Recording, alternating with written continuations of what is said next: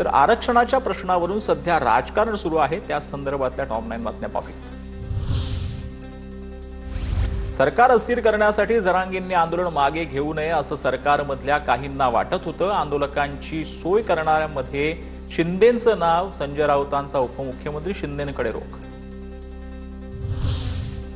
फडणवीसांना घेरायचं असतं तर थेट वर्षावर गेलो असतो, मला फक्त आरक्षण हवं आहे हे 2 वर्षात सिद्ध केलं, संजय राऊतांचा दावा जरांगेंनी फेटाळला।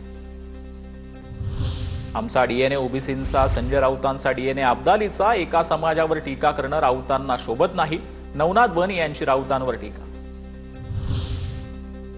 आंदोलनाच्या माध्यमातून काहींचा क्रेडिट घेण्याचा प्रयत्न आहे, उपमुख्यमंत्री अजित पवारांनी विरोधकांवर हा निशाणा साधलाय। मराठा समाजाच्या आंदोलनावर अजित पवारांची प्रतिक्रिया।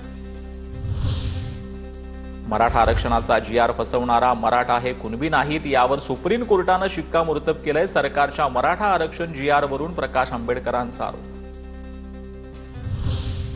ओबीसींच्या आरक्षणाला धक्का लागणार नाही, मुख्यमंत्र्यांनी ओबीसींच्या आरक्षणाला धक्का न लावता आपण हे पाऊल टाकलंय। विखे पाटलांची प्रतिक्रिया, तर समाजाला न्याय मिळावा परंतु अन्य समाजावर अन्याय करून न्याय मिळावा अशी जरांगेंची भूमिका होती। विखेंकडून स्पष्टीकरण। कुणाच्या आरक्षणाला धक्का न लावता आरक्षण देणार, छगन भुजबळांचे काही गैरसमज असतील तर समजूत काढू, प्रवीण दरेकर यांची प्रतिक्रिया। मराठा समाजासाठी क्रांतिकारक निर्णय झाला, कुणी मिठाचा खडा टाकू नका, दरेकरांचं विरोधकांना आवाहन। मराठा बांधवांच्या लढ्याला यश मिळालं तर ओबीसींवर अन्याय होणार नाही अशीच भूमिका सरकार घेईल, मंत्री पंकजा मुंडेंची प्रतिक्रिया। तर आर्थिक मागासलेपण आणि सामाजिक मागासलेपण हे 2 वेगळे विषय आहेत, पंकजा मुंडेंचं विधान।